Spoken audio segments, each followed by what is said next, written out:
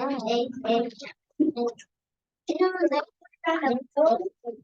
right, so if you remember, I told you we are moving on to our next part of the speech this week.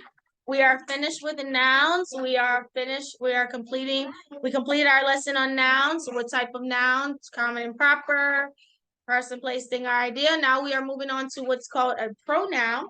This week, though, I want you to focus only on the definition, practicing the definition of a pronoun, how to write it, and what the definition is whenever I ask what is a pronoun. So I will ask that question, what is a pronoun? And this is the definition. A pronoun is a word used in the place of a noun. Again, a pronoun is a word used in the place of a noun. Let's say that together. What is a pronoun? A pronoun is a word used in the place of a noun. Good. So I told you what pronouns do is you will have a noun in a sentence, right? Say you have your noun in a sentence. The pronoun will cross out, it will take out the noun, and you will replace that noun with a pronoun. So we're taking out the noun and we turn it into a pronoun. That's the job of pronouns. So we'll get into that next week, talking about how it happens and the list of pronouns. But this is what you need to know for this week is your definition. A pronoun is a word used in the place of a noun. So I want to take time right now to practice writing that. So I want you to write it 2 times for me. A pronoun is a word used in the place of a noun. Did you write it already today, Asa? No, ma'am. No? Okay, so we'll practice writing that on today 2 times. Oh, definition of a pronoun. I'm going to change it to cursive in a second. That was for 2nd grade when I wrote it. Grab one. So yeah, just so we can kind of get our hands used to writing that new definition because we've learned nouns. So we should be able to write pronouns as well. Okay, so let me go ahead and write it here.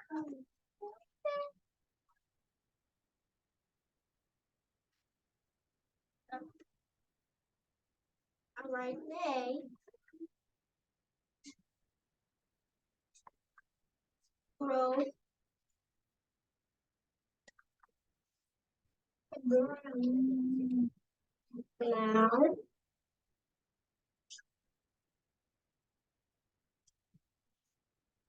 Okay, can you write that 2 times for me? A pronoun is a word used in the place of a noun, just so I can see that we're practicing. So we're prepared for the test on this Thursday. Let me get the glare out. Okay, a pronoun is a word used in the place of a noun. 2 times, that's it. All right, so let's go ahead and let's go on to our science and social studies for this week. Let's start with our social studies lesson. We learned about the Pilgrims last week, remember? Why did they come to America? What did they want to do here in America? Why did they come here, Kendall? Why did the Pilgrims, why did the Pilgrims come to America?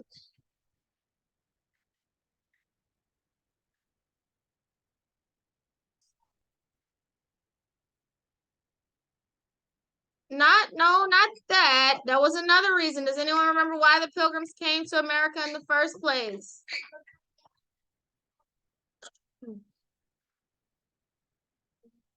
Yes, because they told the Pilgrims to worship the King of England wanted the Pilgrims to worship God his way. They did not want to do that. So they decided to leave and they came to America. Was it an easy journey to get here?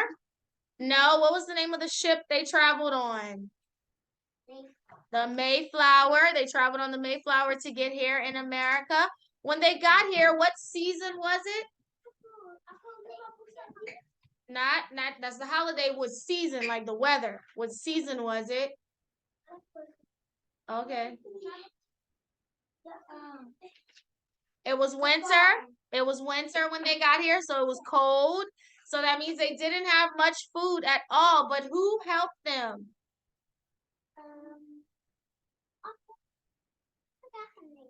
Okay. What did he help them to do then? Yes, Squanto taught them how to plant corn. So the next the next winter, when winter came, they were more prepared this time. And so they set aside a day to give thanks. What did they call that day that they set aside? They called it what? They called it Thanksgiving, where they gave thanks to God. Okay, so let's pick up on 23. We'll talk about another person in America who has I told you, yes. Another person who has an important part of America's history. So this is the best ever. I know everything. I know. It's gonna be the best thing ever. It's where Kyle lives. And it's amazing.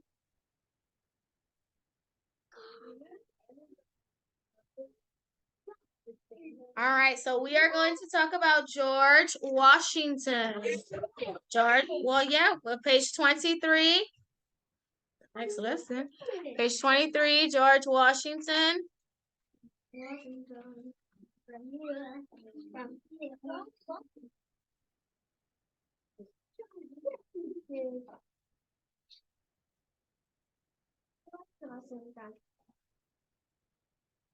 I don't know.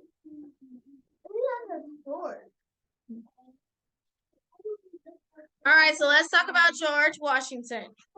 So when America fought in the war against England to become free from England, there was a general who led the American army.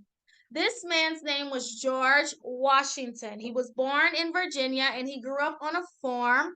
He became a soldier at a young age. He loved to explore different things, and he decided, with all of his exploring that he liked to do, he joined the army and he became a general, a leader in the army.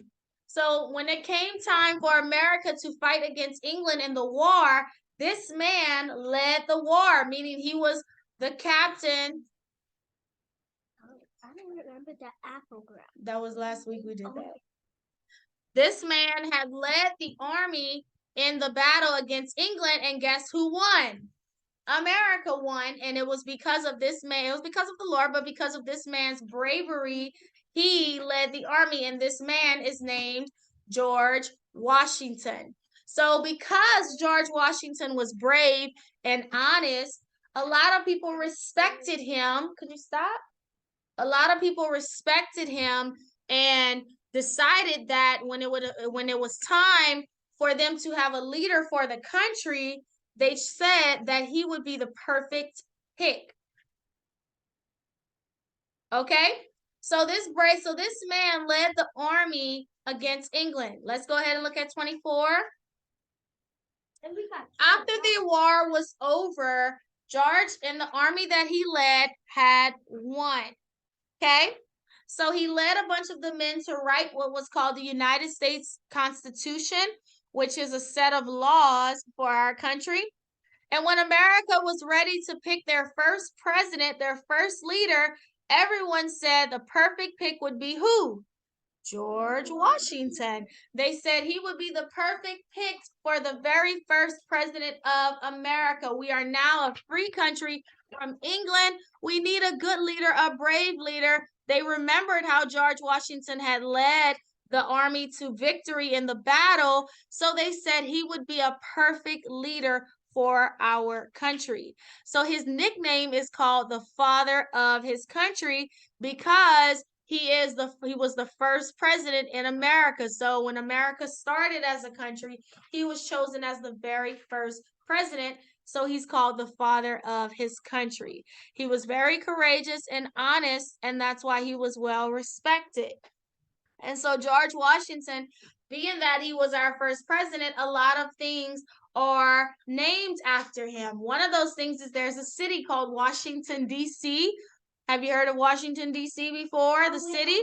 That's named after him. Also, there's a monument there called the Washington Monument, and that is a monument that was built to honor George Washington, the Washington Monument.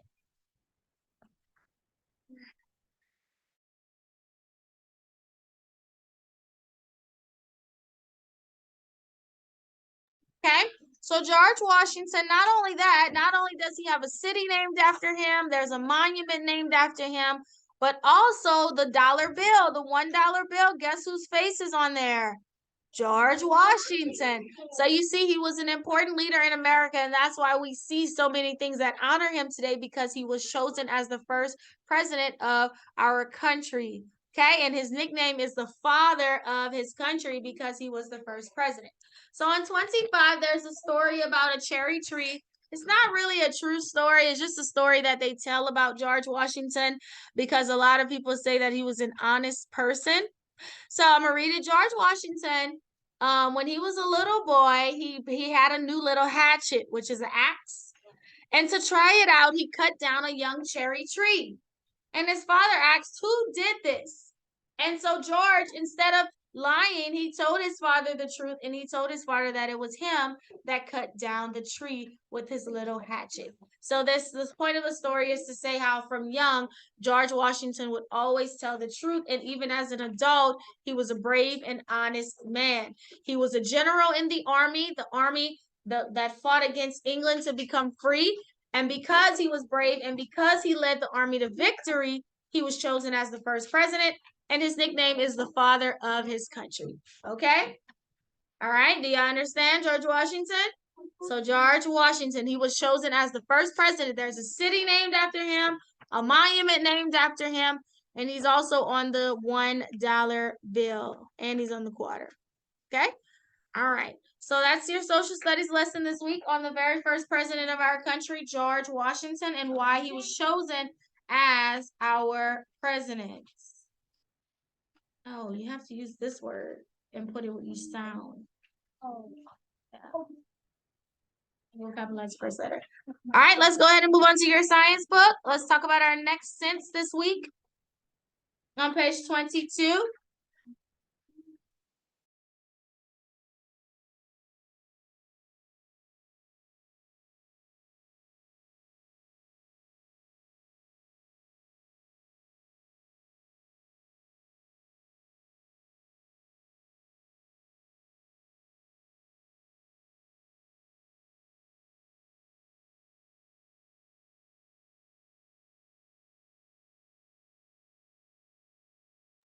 All right, so we are on page 22 in your science book. So remember, we've been discussing our 5 senses.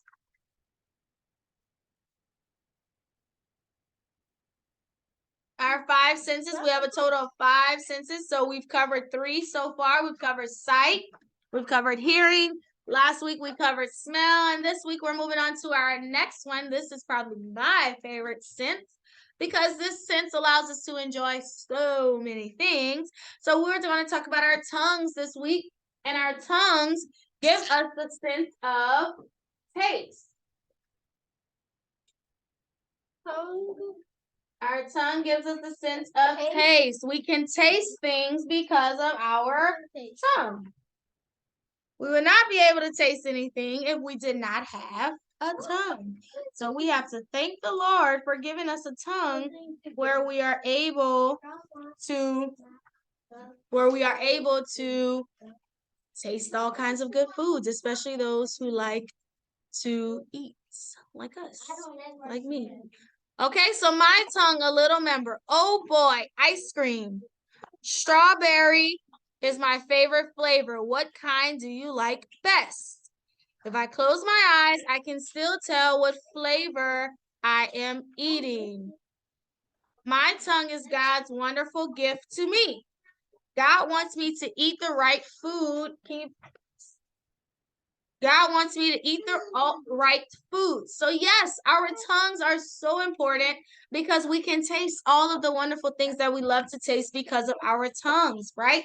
If you like ice cream, if you like cookies, if you like to eat something that your mom or your dad cooks all the time, whatever it is, you know how it tastes when you put it in your mouth and you enjoy that taste, and we are able to enjoy the taste of things because of our tongues. So God blessed us with tongues so that we're able to taste good foods. So let's talk about that on 23. So God put what's called taste buds on our tongue. We have taste buds on our tongues. And what the taste buds help us to do is to taste different things.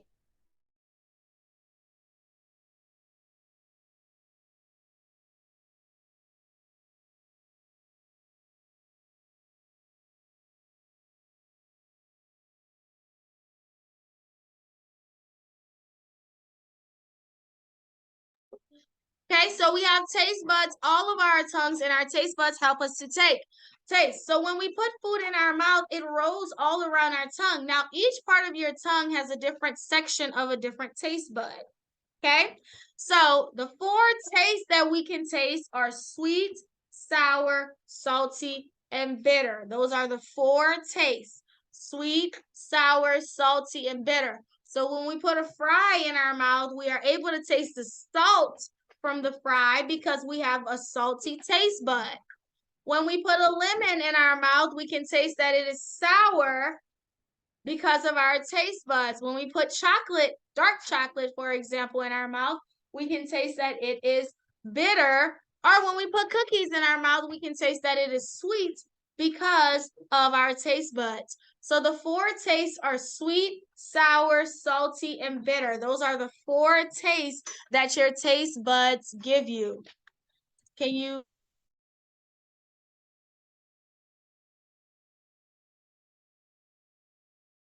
So we have these four taste buds, and we're able to taste all the different flavors of things because of the taste buds. That's why when we taste something, we can say, oh, this is super sweet. Oh, this is so bitter. And even spicy as well, because some food is very spicy as well. Now, it's not in the book, but spicy is kind of the same thing. Okay, let's look at 24.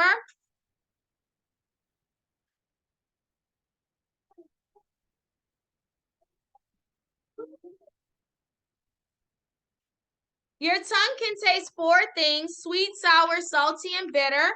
The rest of your taste will come from how food smells, right? So did you know that you can taste by smell as well? You can. So a lot of times we're able to taste something because of what it smells like. Also, that's how we know sometimes what a certain thing that is, if someone is cooking a certain thing, we know that because of how it smells. So we can only taste sweet, sour, salty, and bitter, but a lot of the other taste that we have actually comes from the way that it smells. That's why food doesn't taste good when you have a cold. If you've ever been sick before and you tried to eat, does food taste good? Not really. And also, you really don't want to eat when you're sick, but that's because usually when you're sick is all up in your, nose and stuff like that. Okay. All right. So let's look at 25. Not only does our tongue help us to taste food as well, but our tongue also helps us to speak as well. But we want to make sure to use our tongue to say the right things. The Bible actually talks about your tongue in James 3:5. It says the tongue is a little member, which it is. Our tongues are small, but it boasted great things, meaning our tongue has a lot of power to do a lot of things, right? We can say very unkind things, or we can use our tongues to encourage and lift people up. It's your choice what you decide to do. So we have to make sure that we use our tongues to say the right things to people, to say kind things to people. We don't want to say unkind and mean things to others, right? We don't want to use our tongues that God bless us with to say very wicked things. We want to say the right things. So, yes, our tongues are enjoyable because we can taste food, but we also can talk because of our tongues, and we want to use our tongues for wise things. Okay? Yeah? All right, so that is our science lesson this week, guys. Our fourth sense, which is the sense of taste, which we get from our tongues. Our tongue has to have taste buds on them that help us to taste things. The four tastes are sweet, sour, salty, and bitter. Those are the different tastes that we can taste. Okay? All right, so that is it for science this week on taste. Next week, we will cover our last sense, which is touch. All right, good. All right, let's go ahead and move on to your reading, and then we'll be done. Your reading book, coming. Page 101, 101.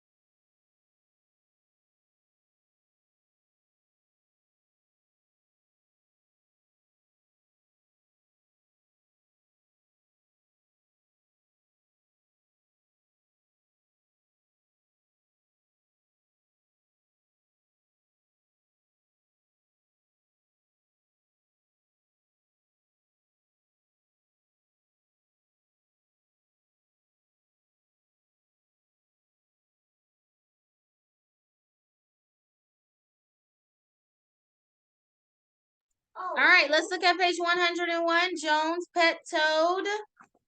So we are actually going to finish our books this week. Tomorrow in particular we'll finish and we'll move on to our next book next week, Tiptoes. All right, page 101, Joan's Pet Toad. Okay, Asa, you would like to start us off? 101. Joan's Pet Toad. Joan has a fun pet. It is a gray toad. A toad is like a frog. It has bumps on its skin. It jumps on its big back legs. It makes Joan smile to see the toad hop and jump. Okay, good. So we're introduced to Joan. What is her pet? She has a toad. A toad is a frog. It's the same thing, right? What does it have on its skin? Bumps. And what does it use to jump? Its back legs. Okay, let's look at 102. Okay, Cairo 102, Kendall 103. Just turn it. I can see. Kendall. No, go that way. Okay. No. Yes, I'm gonna call you. All right, 101. Hold on 1 second.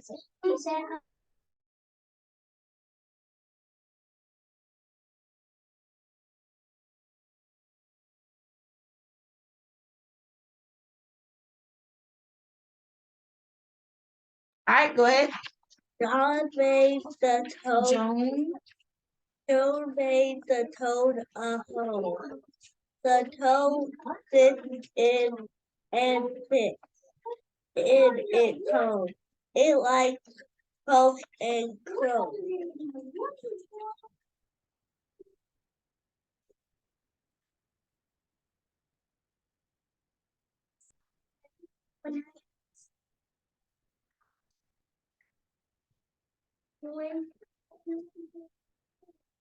Okay, good. So what did Joan make for her toad? A what? A home, right? And so it likes to sit in the home and just croak because that's the sound that toads make. They'll croak. Okay, 103, Kendall.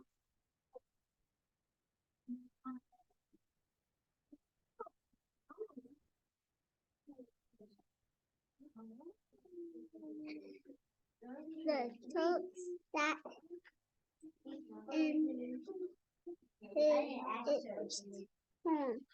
A fly went by, but went the fly.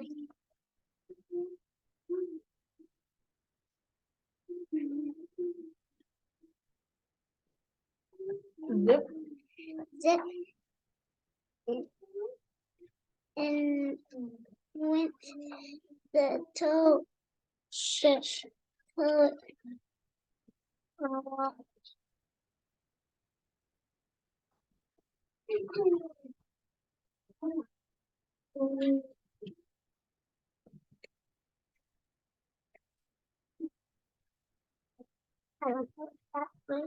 Eight. Ate it up fast.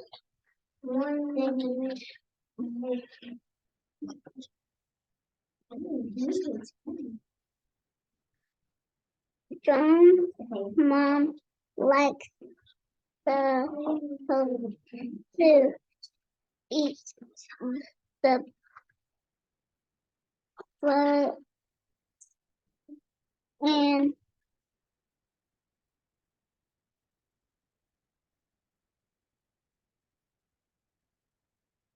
list to so the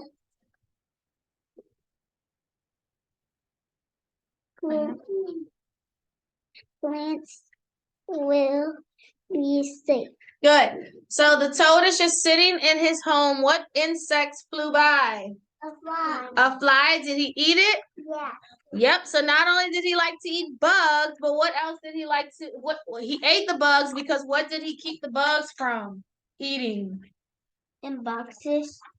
Huh? Boxes. Oh, yeah. What did he keep the insects from eating? The bugs from eating the what? The plants. What? All right, 104, Micah, and then David, 105.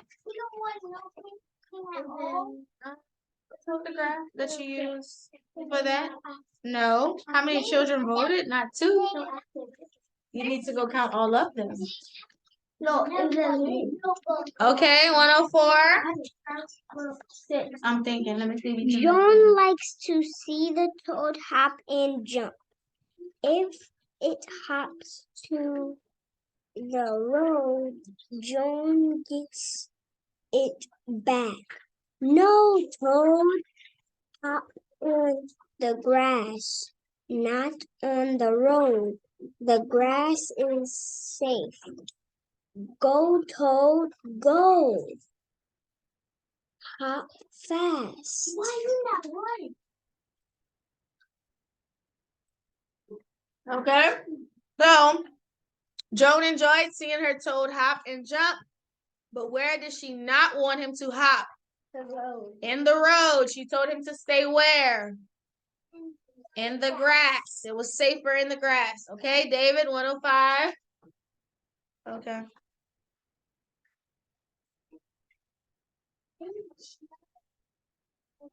For 20. Well, that's a big difference. Okay. Okay, 105. The toad will fly, Lay, A-Y-L-A. eggs in the pond. The eggs will be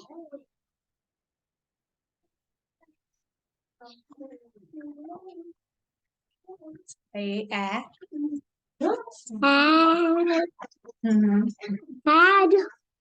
bowls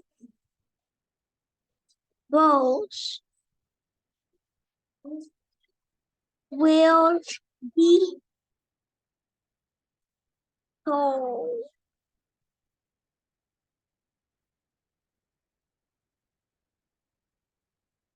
Okay, so after some time, what does the tadpole lay? Eggs. Eggs, right? And what will those eggs turn into? Tadpole. A tadpole, of course. And then the tadpoles will turn into toads, a frog. All right, Elijah, 106. You don't have a book. Where is your book? Oh. Oh, look, the book is up here. Just come right down there.